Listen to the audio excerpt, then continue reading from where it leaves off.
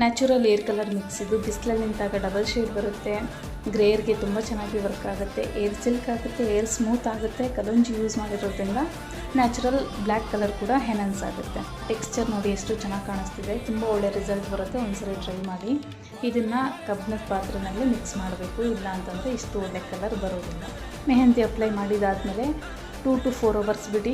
ಬಟ್ಟೆ ಅಥವಾ ಕವರಿಂದ ಕವರ್ ಮಾಡ್ಕೊಳ್ಳಿ, ಇಲ್ಲಾಂದರೆ ಏರ್ ಡ್ರೈ ಆಗೋ ಚಾನ್ಸಸ್ ಜಾಸ್ತಿ ಇರುತ್ತೆ. 2 ಲೋಟ ನೀರಿಗೆ 1 ಚಮಚ ಟೀ ಪೌಡರ್, 1 ಚಮಚ ಕಾಫಿ ಪೌಡರ್, 1 ಚಮಚ ಮೆಂತ್ಯ, 1 ಚಮಚ ಅಕ್ಕಿ, 4 ರಿಂದ 5 ದಾಸವಾಳದ ಎಲೆ ಅಥವಾ ದಾಸವಾಳದ ಹೂವು, 1 ಚಮಚ ಕಲುಂಜಿನ ಕ್ರಷ್ ಮಾಡಿ ಹಾಕಿದ್ದೀನಿ. ಅಷ್ಟನ್ನು ನೀರು ಅರ್ಧ ಆಗೋವರೆಗೂ ಚೆನ್ನಾಗಿ ಕುದಿಸಿ. ನಾನಿಲ್ಲಿ 400 grams ಅಷ್ಟು ಮೆಹಂದಿ ಪೌಡರ್ ಯೂಸ್ ಮಾಡಿದ್ದೀನಿ. ನನ್ನ ಹೇರ್ಸ್ ಸ್ವಲ್ಪ ಲಾಂಗ್ ಇದೆ. ನಿಮ್ಮ ಹೇರ್ ಲೆಂತ್ಗೆ ತಕ್ಕನಂಗೆ ನೀವು ಪೌಡರ್ ತೊಗೊಳ್ಳಿ. 4 ರಿಂದ 5 ಚಮಚ ಮೊಸರು ಹಾಕಿ, ಈ ಟೈಮಲ್ಲಿ ಅಲೋವೆರಾ ಜೆಲ್ ಇದ್ದರೆ ಅದನ್ನು ಹಾಕಿ ಚೆನ್ನಾಗಿ ಮಿಕ್ಸ್ ಮಾಡಿ 8 to 9 hours ಬಿಟ್ಟು ಆಮೇಲೆ ಅಪ್ಲೈ ಮಾಡಿ. ತುಂಬ ಒಳ್ಳೆ ರಿಸಲ್ಟ್ ಬರುತ್ತೆ. ಟ್ರೈ ಮಾಡಿ ನೋಡಿ.